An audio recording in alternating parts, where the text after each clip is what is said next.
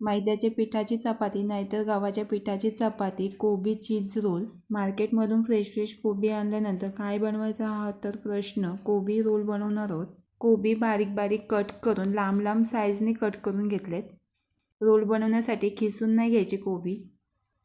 तिखट तुमच्या आवडीप्रमाणे मी लाल मिरची कट करून घेतल्यात 2-3। तुम्ही हिरवी मिरचीही घेऊ शकता। फोडणीला लावण्यासाठी जिरा, हिंग, 3-4 कांद्या लसणाच्या चॉप करून, मिरची बारीक स्लाइसने कट करून घेतलेली कोबी मिक्स करून तेलावर चांगली सॉटे करून घ्यायची आहे। चवीपुरता मीठ। रोल बनवते म्हणून चटपटीत पिझ्झा मसाला मॅजिक मिक्स करून कोबी पूर्णपणे शिजून घ्यायची नाही, 90%च कोबी शिजून घ्यायची आहे। खाताना कोबी क्रंची लागायला पाहिजे याप्रमाणे। गॅसची फ्लेम स्लो ठेवून झाकण देऊन शिजून घ्यायची आहे।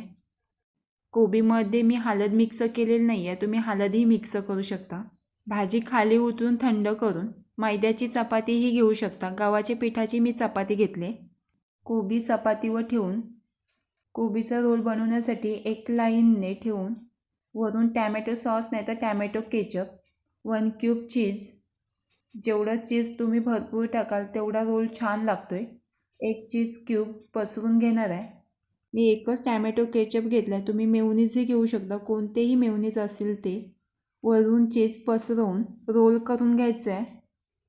याप्रमाणे सर्व चपाती कोबीचे रोल तयार करून टिफिनलाही सर्व करू शकता, नाहीतर सकाळी नाश्त्यालाही तयार करू शकता। छान असे नाश्त्याला रोल तयार होतात। गॅसवर पॅन ठेवून तेल ग्रीस करून रोल सर्व बाजूनी रोस्ट करून गॅसची फ्लेम स्लो ठेवूनच क्रिस्पी होतपर्यंत रोस्ट करून घ्यायचं आहे। कोबीमध्ये तुम्ही पनीरही मिक्स करू शकता। छान असे क्रिस्पी रोल तयार झालेले आहेत। भरपूर चीज असेल ना तर रोल 1 नंबर लागतोय। कट करून सर्व करून घ्यायचं आहे। टॅमॅटो सॉस सोबत सर्व करून आय फूड या चॅनलला सबस्क्राईब, लाईक आणि शेअर करायला विसरू नका आणि खायला आणि बनवायला विसरू नका।